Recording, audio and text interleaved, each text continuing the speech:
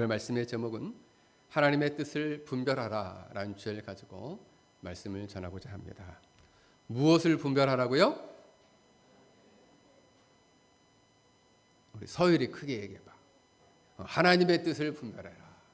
하나님의 뜻을 분별해라. 구약의 이스라엘의 초대 왕은 사울이었습니다. 그는 처음에는 되게 성령이 임했을 때는 굉장히 성령에 충만하기도 하고 또 하나님의 뜻을 따르고자 하는 열심이 있었어요.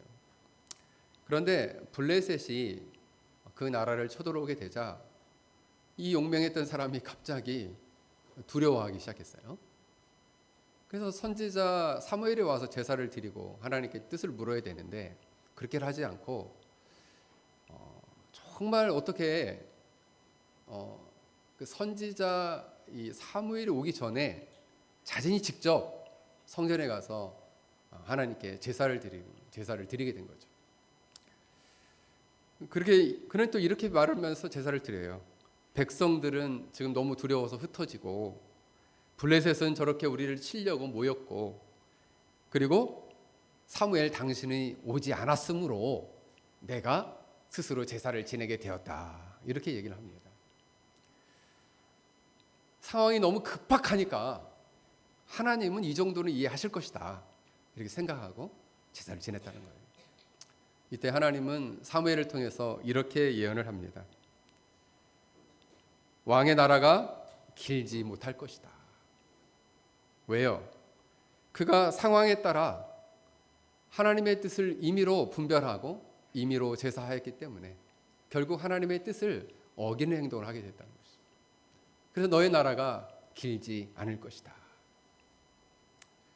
사울은 즉시 망하지 않았지만 하나님의 뜻을 잘못 분별해서 이때부터 사무엘상 13장부터 그때부터 무너지기 시작합니다. 점차 무너져요. 점차 무너져요. 왜요? 하나님의 뜻을 잘못 분별했기 때문에. 오늘 본문의 말씀을 통해서 특별히 저는 여러분들이 올 한 해 2026년도 첫 주일 예배인데 이 첫 주일 예배부터 하나님의 뜻에 대해서 여러분들이 아주 민감하고 그 뜻을 정말 잘 분별하는 그런 지혜로운 신자들이 되길, 그런 복된 신자들이 되길 주의 이름으로 간절히 축원합니다. 아멘 소리가 너무 작네. 자, 하나님의 뜻을 분별하기를 주의 이름으로 축원합니다. 오늘 본문에 보면 에베소 5장 17절에 그러므로 어리석은 자가 되지 말고 하나님의 뜻을 분별하지 못하는 자는 어리석은 자다 그랬습니다. 본문에 보면 이 아프론이라는 단어가 쓰였는데 하나님의 뜻을 왜곡하거나 그리고 오해하여서 심각한 영적 도덕적 판단을 그르치는 것을 말합니다. 단순히 이것은 머리가 나쁜 것이 아니에요. 도덕적 판단력, 영적으로 하나님의 뜻을 지각하지 못하는 상태를 어리석음이다라고 말하는 것이죠. 칼빈은 이 어리석음의 상태를 두 가지로 말했는데 하나는 뭐냐 하면 복음에 대해서 완고하게 저항하는 상태, 또 하나는 하나님의 지혜를 떠나서 잘 들으세요. 자신의 생각과 세상의 풍조에 맹목적으로 자신의 몸과 인생을 맡기는 상태. 그러니까 무엇을 의지하느냐? 하나님의 뜻을 의지하는 것이 아니라 자신의 생각과 세상의 풍조에 자신을 맡긴다. 세상 사람들이 다 그렇게 사니까 나도 그렇게 산다. 내 생각이 이렇게 확고하니까 나는 이대로 산다. 이게 뭐냐? 어리석음이라는 거예요. 하나님의 뜻을 능동적으로 이해하려고 하지 않고 자신의 본성대로 시대의 정신을 따라 살아가는 것. 이런 사람 안에는 세 가지의 혼란이 있습니다. 세 가지의 어리석음에 빠지게 되는데 첫 번째는 지적 어리석음에 빠지게 됩니다. 하나님의 뜻을 분별하지 못하고 혼란해서 이 사람들은 직통계시나 또 자기 마음에 일어나는 강한 확신과 충동을 착각하여 하나님의 뜻으로 오해한다라는 거예요. 그래서 조나단 에드워즈는 그의 책 신앙 감정론이라는 책에서 갑자기 기도하는데 하나님 말씀이 딱 생각나는 거, 그것도 하나님의 뜻으로 생각하면 안 된다는 거예요. 왜요? 자신의 기억과 상상력의 작용일 수 있기 때문에 그 자체가 은혜의 역사를 의미하지 않는다, 이렇게 봤습니다. 그러니까 우리가 갑자기 하나님 말씀이 딱 생각날 때 있잖아요. 그게 하나님의 뜻이 아닐 수 있다는 거예요. 왜? 기억의 작용일 수 있다는 거예요. 또 갑자기 마음 안에 강한 확신과 충동, 그래 이게 하나님의 뜻이야 라는 확신과 충동이 일어날 때, 하나님이 나의 마음에 특별한 감동을 줬어 라고 생각할 수 있는데, 그러한 마음의 확신이라 할지라도 조난 에드워즈는 사람의 본성은 자기 자신에게 유리한 방향으로 강한 확신을 자주 갖는다. 그게 하나님의 뜻이 아닐 수 있다는 거예요. 여러분, 사탄 역시도 하나님 말씀을 가지고 제시해요. 마태복음 4장에 보면 사탄 역시도 마음 안에 강한 인상을 남겨서 그 마음을 충동할 수 있다는 거예요. 그러므로 이러한 방식은 하나님의 말씀에 의해 판단받기보다는 자신의 경험에 맞추어 성경을 해석한다라는 거예요. 그러므로 이러한 충동을 만약 마음 안에 하나님 뜻으로 받아들이게 된다면 그것은 객관적인 하나님의 말씀을 밀어내고 자신의 마음 안에 있는 확신을 하나님의 뜻으로 여기는 거죠. 그래서 조난 에드워즈는 이것을 뭐라고 얘기했느냐? 복음적 위선이다라고 했어요. 복음적으로 선을 가장한 것이다. 하나님의 뜻이 아닌데 자신이 하나님의 뜻으로 확신하는 거예요, 스스로. 갑자기 생각나거나 갑자기 강한 확신이 들었기 때문에 그것이 하나님 말씀을 우선하게 되었다는 거예요. 이것을 뭐라고 한다고요? 복음적 뭐라고? 다윗이 복음적 뭐라고? 선을 가장하는 걸 뭐라 그래요? 위선이다. 어려운 말로. 복음적 위선. 하나님의 뜻을 가장해서 자기 생각이나 감정을 하나님 뜻으로 여긴다는 거예요. 두 번째 어리석음은 감정적 어리석음입니다. 자신의 느낌을 진리로 오해하는 마음이에요. 이것은 감정주의자 영적인 변덕이라 말할 수 있습니다. 마틴 로이드 존스는 영적 침체라는 책에서 현대 교회의 고질병에 대해서 이렇게 말했어요. 사람들은 믿음으로 살지 않고 기분으로 산다. 기분 내키는 대로 신앙을 결단한다는 거예요. 그래서 기분이 좋으면 와, 하나님이 나에게 은혜를 주셨다. 은혜 충만하다. 마음이 건조하고 컬컬하면 하나님이 나를 떠났다. 마음이 평안하면 그래 이것이 길이 맞다. 하나님 뜻이 맞다 생각하고, 마음이 불안하면 이거 하나님 뜻이 아닌가 보다. 기분에 따라서 하나님의 뜻을 그냥 분별한다는 거예요. 그래서 조난 에드워즈는 강렬한 감정의 정도가 그 감정이 성령으로부터 왔다는 증거가 되지 못한다, 이렇게 말했습니다. 눈물이 많다고 은혜가 깊은 것이 아니고 감정이 격렬하다고 성령의 역사라고 볼 수 없다라는 거예요. 왜요? 심지어 제가 좋아하는 한 교회가 있습니다. 인도의 한 교회인데 어느 날 우연히 제가 보는 너튜브에 떴어요. 근데 그 인도의 어느 산골에 있는 교회예요. 그 교회가 장로교회인데, 근데 그 장로교회 사람들은 이번에도 이제 송구영신 예배 드리는 모습을 이렇게 찍어 올렸더라고요. 신년 예배하고. 근데 그분들은 예배를 어떻게 드리느냐? 찬양이 중요해요. 그분들은 거의 예배 때 계속 찬양만 해.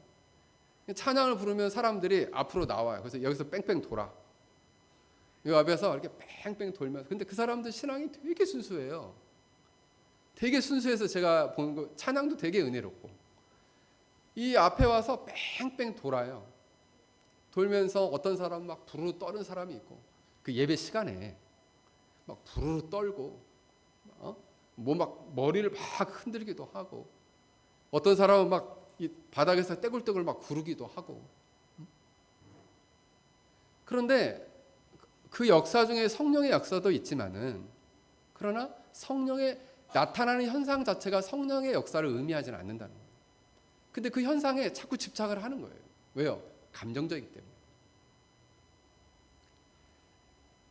그래서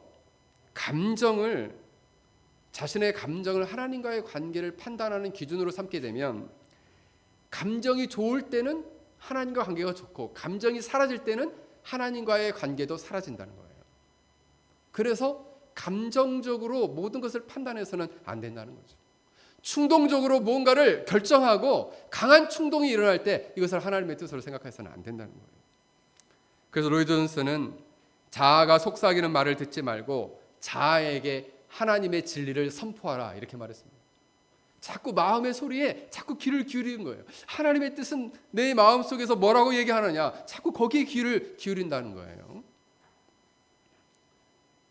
그래서 마땅히 성경에 나타난 하나님의 말씀과 진리에 순종하기보다는 마음의 소리에 자꾸 귀를 기울이다 보니까 자기 기분에 순종하는 그러한 신앙으로 전락하게 된다. 셋째로 어리석음은 의지적 어리석음입니다.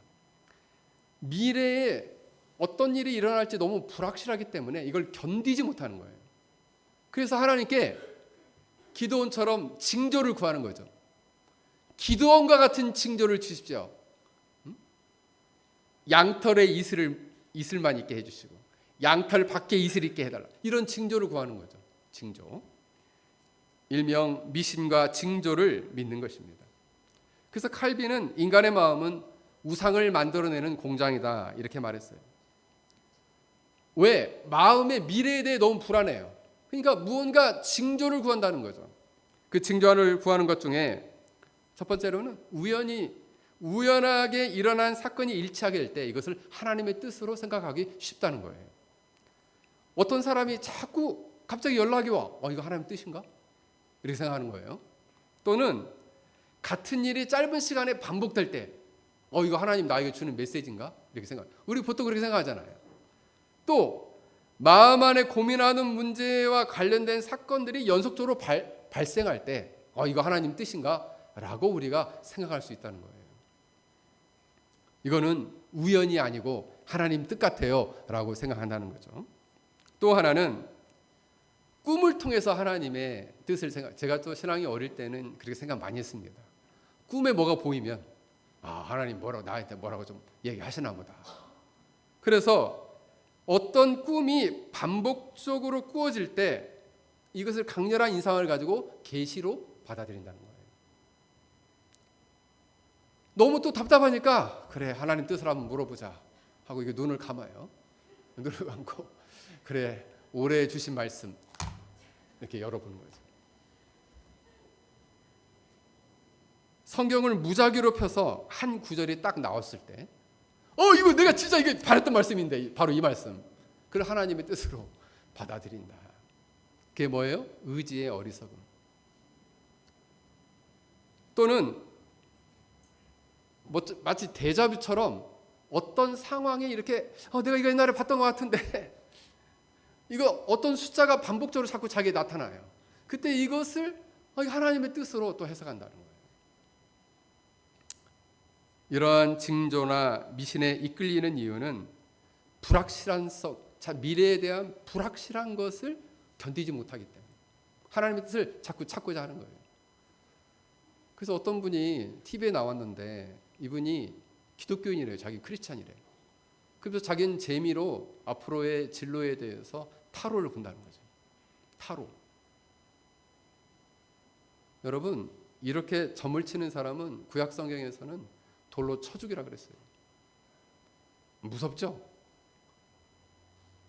아니, 진짜 쳐 죽이라는 건 아니고 지금 쳐 죽이면 큰일 나요. 그만큼 하나님이 엄중하게 싫어하신다는 거예요. 근데 예수 믿는 사람들도 앱을 깔아요. 오늘의 운세 앱을 깔아. 오늘은 뭔 운세인가 탁 열어보고 오는 거죠. 보통 요즘 연예인들이 그런 거 많이 하더라고. 연예인들도 하더라고요. 연예인들이 자기가 오늘 출발하기 전에 오늘의 운세 앱을 딱 열어본 거죠. 오늘은 동쪽에 가면 귀인이 있으니 뭐 귀인을 만나라. 그럼 막 그걸 엄청 기대하면서 하는 거예요. 그 뭐예요? 미신과 징조를 따르는, 그러면서 잘못 판단하는 거예요. 여러분, 하나님은 미래를 알려주시는 분이 아니라, 잘 들으세요. 하나님은 미래를 알려주시는 분이 아니라 하나님 말씀에 순종하며 불확실한 길을 믿음으로 걸으라 말씀하시는 분입니다. 자, 하나님은 무엇을 안 가르쳐 준다고요? 미래를 안 가르쳐 줘요. 미래를 안 가르쳐 주고 하나님 말씀에 순종하며 불확실한 미래를 걸어가라는 거예요. 사랑하는 성도 여러분, 그럼 이렇게 지적으로 또 감정적으로 의지적으로 어리석음에 빠지게 되면 우리 믿음 안에는 어떤 일이 일어나게 될까요? 그 신앙이 기복이 심해져요. 기분에 따라서 그냥 갑자기 어느 날은 막 은혜 충만한 것 같은데 그 다음날 보니까 갑자기 은혜가 다 없어졌어요. 그 은혜 다 어디로 갔냐? 그 은혜 다 어디로 갔냐 이거예요. 신앙의 기복이 너무 너를 띄는 거죠. 하늘과 땅이야. 조금만 고난이 오면은 하나님이 나를 버리셨나 이렇게 생각하는 거예요. 왜요? 하나님의 뜻을 자꾸 잘못 분별하니까. 그리고 자신의 마음 안에 있는 확신을 하나님의 뜻으로 믿게 되면 스스로 자기를 속이는 믿음을 갖게 돼요. 잘못된 믿음을 가지면서 이거 하나님 뜻이야 라고 자꾸 자기를 확신시킨다니까. 자기 확신이 하나님 뜻이 아닌데. 그리고 미신이나 징조나 충동을 자꾸 의존하게 되면 스스로 진리를 따라 말씀을 가지고 분별하는 그런 영적인 근육들이 사라지게 돼요. 조나단 에드워즈 시대에 1740년대 시대에 대각성 부흥이 일어나죠. 이때에는 진짜 이와 같은 일들이 너무 많았어요. 왜요? 갑자기 하나님의 성령의 역사가 강력히 임하니까 거짓 역사들도 갑자기 더 일어나는 거예요. 성령의 역사가 임하니까 사단의 역사도 강력히 일어나요. 그래서 그때 많은 사람들이 현상을 보고 현상에 빠지게 돼요. 그중에 어떤 사람이 극도로 흥분 상태에서, 그게 이제 미국 그 매사추세츠에 있는 노햄프턴이라는 마을에서 일어난 일인데, 어떤 사람이 하나님께 기도를 한 거예요. 하나님, 근데 막 기도할 때 막 뜨거워졌어. 갑자기 막 뜨거워졌어. 그때 마음 안에 어떤 확신이 들었냐면, 기도 중에 분명한 확신이 들었습니다. 하나님이 내가 가장 사랑하는 것을 내려놔라. 아브라함처럼 순종해야 된다는 강력한 마음을. 내가 가장 사랑하는 것은 내 아들인데 아브라함처럼 그 아들을 내려놔라 이거죠. 그게 뭐예요? 그 아들을 바쳐라는 거예요. 자기 마음 안에 그런 확신이 들었다는 거예요. 아브라함처럼. 그래서 하나님이 제게 제 아들을 바치라고 했으니 이것이 시험인 줄 알지만 순종하지 않으면 안 될 것 같습니다.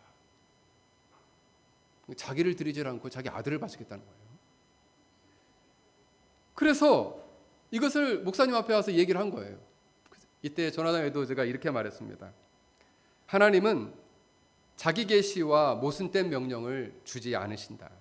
아브라함의 사건은 구속사적으로 계시사적으로 단 한 번의 사건이지 이게 오늘날 신자들이 모방해야 할 규범은 아니다 라고 금면했습니다. 그래서 말렸어. 하나님께서 명령하시다라는 그 마음의 확신 그 자체가 하나님으로부터 왔다는 증거가 없다라고 그를 권면했어요. 그리고 공동체 성도들이 그 공동체의 조언이 중요하거든요. 공동체에 모인 성도들이 절대 그렇게 생각하면 안 된다. 그거 하나님 뜻이 아니다라고 그를 권면했어요. 그래서 그 사람을 말렸습니다. 자기 아들을 바치겠다는데 죽여 바치겠다는 건데 그게 하나님 뜻이겠어요? 근데 기도하는데 그 확신이 들었다는 거지. 잘못된 확신이에요. 어떤 사람은 기도하다가 그런 음성을 들었다는 거예요. 이웃을 사랑하라 이 말을 들은 게 아니라 이웃을 죽여라 이런 말을 들었다는 거지. 이웃을 살해하라는 말을 듣고 에드워즈를 찾아왔다는 거예요. 그게 뭘까요? 잘못된 자신의 확신을 잘못 분별해서 하나님의 뜻으로 받아들인 케이스다. 그래서 조나단 에드워즈는 이런 현상들을 보면서 사탄은 빛의 청사로 가장하여 말씀에 검증 없는 직관을 마냥 가장 거룩한 계시인 것처럼 속인다 그랬습니다. 사랑하는 성도 여러분, 오늘 에베소 5장 10절 말씀처럼 그러므로 어리석은 자가 되지 말고 오직 주의 뜻이 무엇인가를 이해하라. 이해하라는 단어는 순이 에미라는 단어가 쓰였는데, 이것은 자기 머리를 사용해서 하나님의 의도와 목적을 말씀을 통해서 깊이 파악하고 깨달아가려고 노력하라는 거예요. 말씀을 통해서 하나님의 뜻을 깨닫고 그 의도와 목적을 깨달아가도록 힘쓰라는 거예요. 그때 비로소 지혜로운 분별을 할 수 있다는 것입니다. 그러므로 조나단 에드워즈는 참된 은혜의 표지는 마음 안에 강한 충동과 강렬함이 아니라 거룩한 성품의 변화다라고 봤습니다. 그러니까 순간의 어떤 충동이 은혜로운 성령의 역사의 표지가 아니라 그 사람의 성품과 삶이 정말 새로워졌느냐, 변화됐느냐, 그게 참된 은혜의 표지라는 거예요. 사랑하는 성도 여러분, 여러분들은 이처럼 지적, 감정적, 의지적 어리석음에서 벗어나 하나님의 뜻을 지혜롭게 분별할 수 있기를 주의 이름으로 간절히 축원합니다. 그렇다면 목사님, 하나님의 뜻은 무엇이 있을까요? 하나님의 뜻은 크게 두 가지의 뜻이 있습니다. 첫 번째 뜻은 뭐냐 하면 주권적 뜻, 이것을 헬라어로는 블레라고 하는데, 깊이 숙고된, 깊이 생각한 계획, 취소되지 않는 결정이라는 뜻이에요. 하나님의 주권적 뜻. 그래서 오늘 에베소서에 보면, 에베소서 1장 11절에 보면, 오늘 우리 그 새해 교도문에서 읽었던 것처럼 모든 일을 그 뜻의 결정대로 일하시는 이의 계획을 따라 우리가 예정을 입어 그 안에 기업이 되었으니, 이처럼 누군가를 예정하신, 선택하시는 하나님의 모든 뜻을 결정하시는 주권적 뜻을 말해요. 사도행전 4장 28절, 하나님의 권능과 뜻이 정하신 것을 행하려 함이라. 하나님의 권능에 의해서 정해진 뜻, 이게 바로 뭐냐? 블레라는 하나님의 뜻을 말하는 거예요. 그래서 이 뜻 안에는 어떤 것이 있느냐? 가장 먼저는 세상을 창조하신 하나님의 작정이 포함되어 있습니다. 그래서 우리가 한 민족이 되어서 태어난 것, 그리고 남자로 태어난 것, 여자로 태어난 것, 이건 하나님의 주권적인 뜻이에요. 그리고 두 번째로 은혜로운 선택, 하나님이 우리를 택하시고 부르시고 구원하시고 의롭게 하시고 영화롭게 하시는 것, 그것도 하나님의 주권적 뜻이에요. 주권적 뜻. 예수님이 인간이 되어서 성육신하신 것, 이것도 하나님의 주권적 뜻이에요.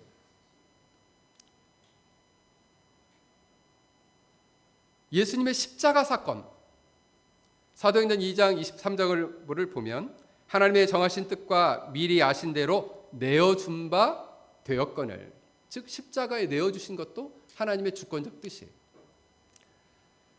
그럼 역사와 정치에 있어서 모든 제국의 흥망성쇠는 하나님의 주권적 뜻이에요.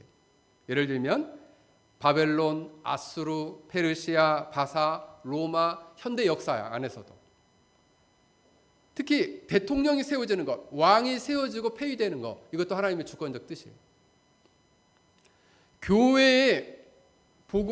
교회가 고난을 받고 고난을 받는 가운데 복음이 확장되는 것, 이것도 하나님의 주권적 뜻이에요. 이단에 의해서 혼란과 핍박에 의한 고난과 고통을 겪는 것, 이것도 하나님의 주권적 뜻이에요. 그러면 사람들이 태어나고 얼마나 오래 살고 누구를 만나고 어떤 질병에 걸리고 어떤 고난을 겪고 이런 것도 다 하나님의 주권적 뜻이에요. 그래서 우리가 죽는 날이 정하시는 것, 우리가 언제 죽을지 하나님이 정하셨는데 그 정한 날도 하나님의 주권적 뜻이에요. 그래서 이 하나님의 주권적 뜻, 이 블레는 인간의 행위에 의해서 좌우되지 않습니다. 오로지 이 주권적 뜻은, 주권적인 뜻은 인간의 행위를 사용하여 성취돼요. 다시요. 이 하나님의 주권적인 뜻은 인간의 행동으로 좌우되지 않고 인간을 사용하여 주권적인 뜻을 성취하신다라는 거예요. 예를 들면 이것입니다. 요셉이 나오죠. 요셉, 구약에서 요셉. 요셉은 형들에게 팔려가지고 애굽의 보디바르 장군 집에 종으로 팔렸습니다. 그 종 집에 있을 때에 억울하게 누명을 써서 감옥에 갇히기도 했어요. 그런데 이 모든 과정이 기도의 응답의 결과도 아니고 순종의 결과도 아니에요. 그냥 자기와는 상관없이 막 일어났어요. 상황이 막 일어났어요. 갑자기. 형들 역시도 하나님의 뜻을 이루려고 막 한 게 아니에요. 하나님의 뜻을 이루려고 일부러 막 요셉을 판 게 아니에요. 요셉은 그냥 이렇게 이리저리 상황에 이끌려 다녔어요. 그런데 놀랍게도 요셉은 나중에 이렇게 고백합니다. 형들을 향해서 당신들 나를 해하려 하였으나 하나님은 그것을 선으로 바꾸사 많은 백성의 생명을 구원하게 하셨습니다. 돌아보면서 이 모든 것이 하나님의 주권적 뜻이었다라고 고백한 거예요. 사랑하는 성도 여러분, 하나님의 주권적인 뜻은 그러면 이렇게 오해해서는 안 돼요. 어차피 하나님 뜻은 정해진 것이니까 그럼 우리는 아무것도 할 필요 없다. 그냥 운명에 맡기고 숙명대로 사는 것이다. 이게 하나님의 주권적 뜻이 원하는 방향이 아니에요. 하나님의 주권적 뜻을 우리가 깨닫게 되면 오히려 요셉은 보세요. 자기는 종으로 있을 때도 열심히 일하고 감옥에 들어가서도 전체 총무가 돼서 열심히 일하고 총리가 됐어도 열심히 일해요. 그거 뭐예요? 하나님의 주권적 뜻과는 상관없이 그 뜻 안에서 자신의 현재의 삶에 충실한다는 것이죠. 특히 그가 보디발의 아내 앞에서는 뭐라고 말합니까? 내가 어찌 이 큰 악을 하나님께 득죄하리요, 범죄하리요, 이 죄를 짓겠습니까? 라고 고백한다는 거예요. 그러므로 하나님의 이 주권적 뜻 앞에서 우리 신자 안에는 무엇이 있느냐? 거룩한 책임이 있다. 책임과 역할을 감당해야 할, 신실하고 성실한 삶을 살아야 할 그 책임이 우리에게 있다라는 것입니다. 여러분들이 새해에 이 주권적 뜻을 믿는 사람으로서 하루하루를 경건하고 책임 있는 삶을 살 수 있기를 주의 이름으로 간절히 축원합니다. 두 번째 하나님의 뜻은 델레마라는 뜻인데 이것은 나타난 뜻이란 말이에요. 여러분 신명기 29장 29절을 보면 감추어진 것은 우리 하나님 여호와께 속하였나니 이건 주권적 뜻을 말해요.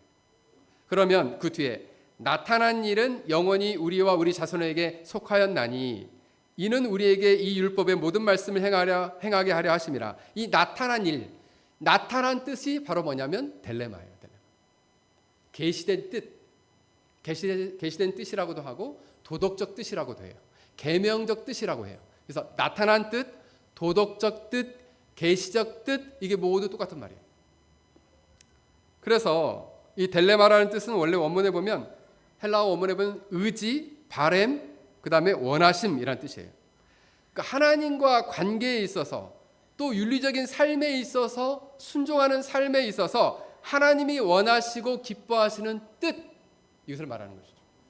다시요. 하나님과의 관계에 있어서 삶에 있어서 하나님이 원하시고 기뻐하시는 뜻, 이게 그것이 바로 뭐냐? 델레마라는 것입니다. 델레마. 이것은 하나님 관계 안에서 존재적으로는 하나님의 성품을 담게 하고 삶으로는 하나님을 기쁘시게 하는 거룩한 순종의 삶을 살아가도록 한다라는 것입니다. 그러면 이 명백하게 드러난 나타난 뜻, 계명적 뜻, 도덕적 뜻은 무엇이 있을까요? 이게 내가 크게 9가지로 정리해 봤는데 성경에 나타난 계명은 다 나타난 뜻이에요. 첫 번째로 하나님과 관계에 있어서는 다른 신을 섬기지 말고 하나님을 사랑하고 하나님만 경외하는 것, 이게 나타난 뜻이에요. 삶에 있어서는 거룩하고 그리고 거룩한 삶을 사는 것. 그래서 데살로니가전서 4장 3절에 하나님의 뜻은 이것이니 너희의 거룩함이라. 거룩하다는 것은 도덕적으로 순결하고 하나님 말씀에 부합한 상태, 죄로부터 분리된 상태를 말해요. 그래서 너희가 구원을 받았으면 하나님의 뜻은 뭐냐? 거룩하게 사는 것이 하나님의 뜻이다라는 거예요. 세 번째로는 이웃과 공동체의 관계에 있어서 서로 사랑하라라는 거예요. 그리고 원수마저도 사랑하라. 내 이웃을 내 몸처럼 사랑하라. 내 자신처럼 사랑하라. 이게 바로 뭐냐? 델레마예요. 델레마. 그러면 넷째로 삶의 태도에 있어서는 항상 기뻐하고 범사에 감사하라. 쉬지 말고 기도하라. 이게 바로 삶에 있어서 신자가 가져야 할 딜레마, 나타난 하나님의 뜻이에요. 윤리적인 삶에 있어서는 다섯 번째로 선행과 착한 행실을 통해서 하나님의 영광을 드러내라라는 거예요. 마태복음 5장 16절에 이같이 너희 빛을 사람 앞에 비추어 그들로 너희 착한 행실을 보고 하늘에 계신 너희 아버지께 영광을 돌리게 하라. 구원받은 신자들은 착한 행실을 통해서 하나님의 영광을 빛을 비추게 하여 하나님의 영광을 드러내도록 해라. 제가 이번에 새해에 저희 가정을 위해 늘 기도하는 가정들에게 제가 메시지를 보냈습니다. 우리 성도들한테 보낸 건 아니고. 근데 제가 그때 뭐라고 썼냐면 한 해 동안 당신의 선한 영향력을 통해서 그 주위가 밝게 빛이 비춰지기를 원합니다. 이런 글귀를 써서 보냈어요. 저 그 글귀가 너무 마음에 들더라고요. 왜요? 그게 딜레마예요. 딜레마. 여섯 번째로 고난을 당하게 될 때 고난을 피하지 말고 인내로 믿음을 지켜라 라는 거예요. 이게 딜레마예요. 그리고 언어 생활에 있어서 일곱 번째로 말과 혀에 있어서 거짓말을 하지 말고 진실과 덕을 세워라. 그래서 항상 말을 할 때 거짓말하거나 덕을 세우지 않는 말을 하지 말고, 욕하지 말고. 욕하는 거 안 돼요, 신자. 거짓말하는 거 안 돼요. 진실을 말하고 덕을 세우는 말을 해라. 여덟 번째로 하나님 말씀을 듣고 듣기만 하지 말고 순종해라. 그게 딜레마예요. 순종해라. 아홉 번째로 복음과 사명에 있어서 하나님 나라의 복음을 전하고 하나님 나라의 증인으로 하나님 나라와 의를 구하라.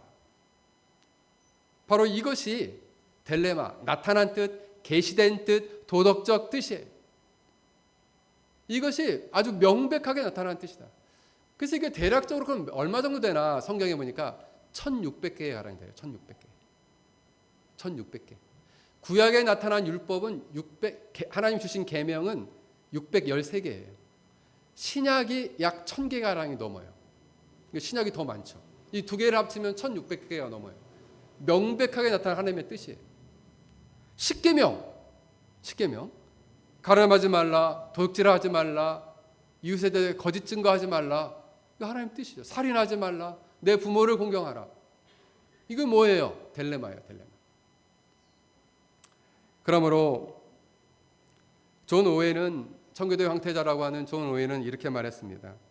감추어진 하나님의 목적을 탐구하는 데 시간을 낭비하지 말고 이미 드러난 하나님의 거룩한 명령에 자신을 복종시켜라. 이것이 참된 경건이다라고 말했습니다. 요한복음 21장에 보면 베드로를 향해서 주님이 말씀하십니다. 베드로야, 너는 젊어서는 네가 원하는 대로 띠띠고 다녔거니와 너는 늙어서는 남이 너를 띠띠우고 원치 않는 곳으로 데려갈 것이다. 그 얘기는 뭐예요? 너는 순교하게 될 것이다 라고 예수님께서 예언하시거든요. 그때 베드로는 나만요? 마음에 그런 마음이 있었어요. 나만요? 나만 순교하는 거예요? 그래서 옆에 있는 요한을 보면서 요한은 그럼 어떻게 되는데요? 라고 미래에 대해서 물었습니다. 그때 예수님이 이렇게 말씀하십니다. 내가 올 때까지 그를 머물게 하고자 할지라도 내게 무슨 상관이냐. 이 말은 뭐예요? 다른 사람 신경 쓰지 말고 각자의 주어진 십자가를 메고 그 길을 걸어가라. 이 요한의 미래를 걱정하지 말고 너나 네 길 잘 가라. 이 말이에요.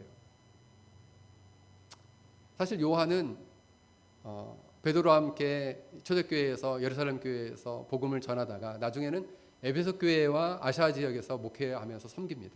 그리고 나중에는 로마에 의해서 귀향에 가게 돼서 반모섬에서 요한 계시록을 받게 되죠. 그래서 비교적 오래 살아요, 요한은. 근데 베드로는 일찍 순교하죠. 그런 거 궁금해하지 말고 너의 십자가를 메고 너에게 주어진 사명의 길을 따라 걸어가라. 이게 하나님의 뜻이라는 거예요. 사랑하는 성도 여러분, 하나님의 뜻은 이미 말씀을 통해 우리에게 주어졌습니다. 그러므로 오웬의 말처럼 감추어진 뜻은 하나님의 책임지시고 나타난 뜻은 우리가 책임져야 한다. 그래서 우리가 성실하게 이 말씀을 따라 순종하며 살아가야 한다는 거예요. 명백하게 나타난 하나님의 말씀을 따라 순종하며 살아가는 것. 그러면 이 순종은 언제 해야 됩니까? 특별한 순간 안에 이 말씀과 나타난 뜻에 순종하는 것이 아니라 매일매일의 반복된 삶 속에서 하나님 말씀을 따라 살아야 합니다. 그것이 바로 뭐냐? 올 한 해 동안 여러분들을 향한 하나님의 뜻입니다. 여러분들이 이와 같은 삶을 살 수 있기를 주의 이름으로 간절히 축원합니다. 이 하나님의 뜻은 어떻게 분별해야 하는가? 이것까지 준비했는데 다음 주에 하겠습니다. 오늘 우리 말씀을 생각하며 우리 함께 같이 기도하겠습니다.